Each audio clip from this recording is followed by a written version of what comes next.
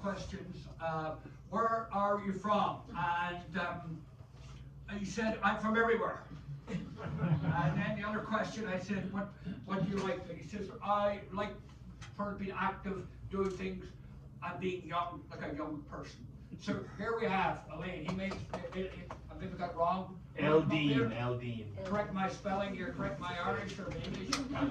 Eldeen, Eldeen. Let's hear it, let's hear it.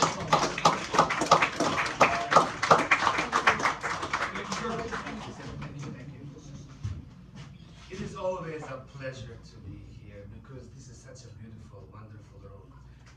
And tonight reminds me so much of this fact that the Balkans and the Ireland have so much in common.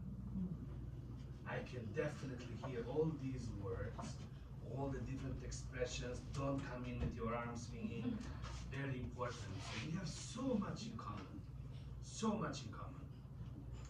that in fact I actually wanted to do a DNA test to find out whether there's something to this. And guess what I found out? So I'm originally from former Yugoslavia. I come from Croatia, Bosnia and Herzegovina, and Serbia. And then these three countries fought each other, but I come from all of them. So I'm like, okay, you gotta choose one. And I couldn't, so I came to Canada now. I choose different. Like if I have to choose between Croatia, Bosnia, and Serbia, I'll choose them from them. I was lucky enough. So the DNA testing shows that I'm 12% German, 12% Turkish, 17% Slav, 4% Mongolian, and guess what? 7% Celt. Which leaves with the other 50% of miscellaneous. But I'm serious. I mean, for example, Bosnian Muslims, like after the Ramadan, when they break fast, they have a pint of Guinness. It's like we definitely have a lot in common. Because Guinness is 4% food, man. That's what they give to people after they give blood. It's like, oh, we do the same thing. We give blood for alcohol. Keep it going. And this is not to make a stereotype of these things, but you know, there's definitely these cultures have so much more in common, even politically and historically. A little known fact, and this is something that's very triggering in my case, but when it comes to slavery, there were only two groups of people used as slaves, as white slaves: the Slavs, slaves, and the Irish. So much of our history is interconnected. We love music, dancing. We are the most joyful people in the world. I mean, everybody wants to be Irish for St. Patrick's Day because despite everything that we have suffered, we're still like enjoying ourselves. That's the resilience, that's the true Irish spirit that I recognize in the Balkans as well. I'm only 7% though. And the story that I wanted to share tonight is how I became 7% Irish. What happened? As you know, as Caucasians, we are unfortunately all Russians. Whether we like it or not, we all come from Caucasus Mountains in Russia. So once upon a time, Slavs were together. But there was a tribe of Slavs that were kind of naughty. We didn't like to work.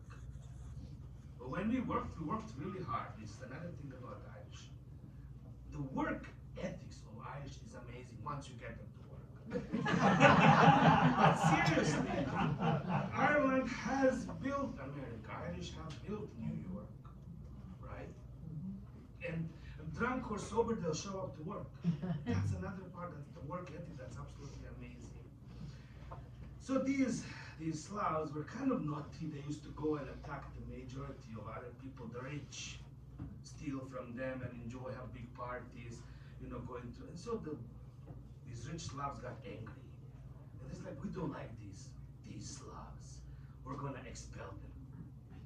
So they kind of gathered us up and they said, get the hell out of from here. And they pushed us all the way down. They followed us as far as they could. And we kind of had nowhere to go, but we went all the way down to a space between Italy and Greece.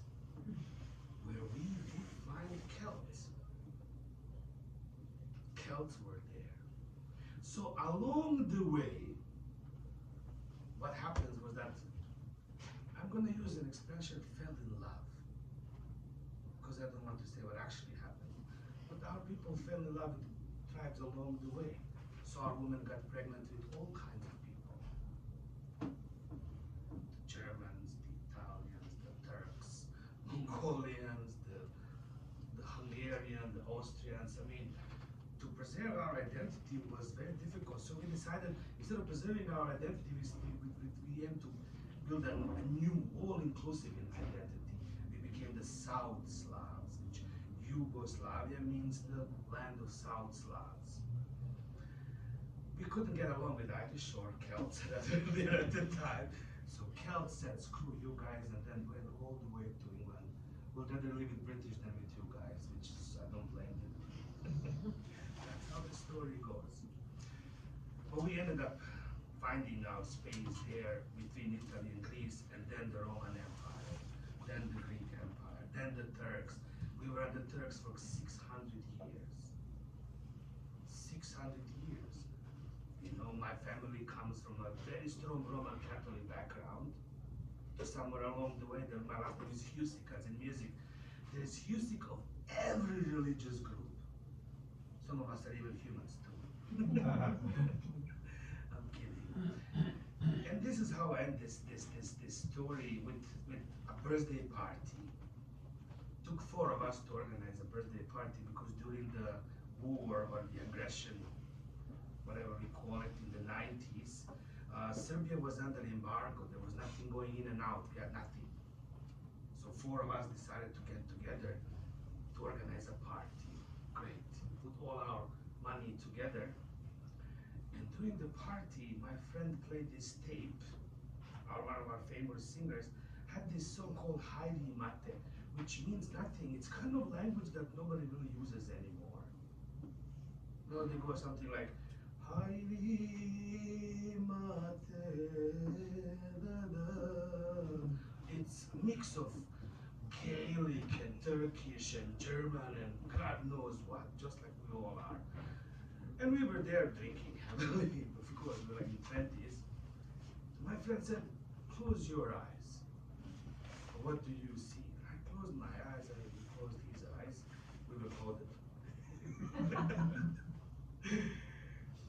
And I said, I see Slavs crossing the river with the other Slavs waiting on the other side of the river, telling them, don't you ever come back over this river. That's going to be our border. You go down there, we go up here. And my friend said, I saw exactly the same thing. We could see the same soldiers, the horses, who was there. As we were exchanging that image, we realized that there was some kind of collective consciousness that we all have imprinted into us from God knows where. So we just continued drinking.